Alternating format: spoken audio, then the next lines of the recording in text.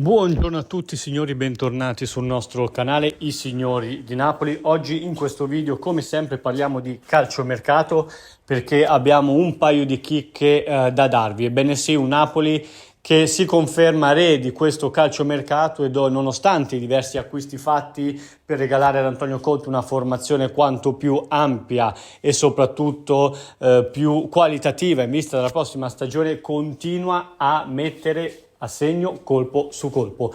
Vediamo gli ultimi due nomi che potrebbero presto diventare azzurri. Prima di continuare vi ricordo di iscrivervi sul nostro canale Signori di Napoli, di attivare la campanella delle notifiche e di lasciare un like a questo video.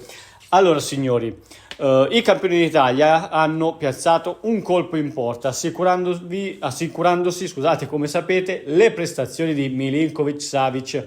L'affare con il Torino è praticamente definito, visto appunto che il nostro Napoli ha accontentato le richieste del club di Cairo, mettendo sul piatto una somma più significativa. Infatti gli azzurri preleveranno Milinkovic-Savic per una cifra intorno ai 22,5 milioni di euro, una cifra molto superiore alla clausola rescissoria che pendeva sul portiere serbo. Conte quindi si è assicurato un altro portiere di spessore che si giocherà il posto da titolare con Alex Meret. Attenzione, perché ci tengo a precisare che la gerarchia su chi sarà il primo portiere del Napoli in vista della prossima stagione non è ancora chiara, perché tra Meret e Milinkovic-Savic comunque parliamo per entrambi di due numeri uno, quindi sarà molto interessante vedere come si svilupperà la competizione sportiva tra i due giocatori, competizione che voleva fortemente Conte anche per quanto riguarda la porta.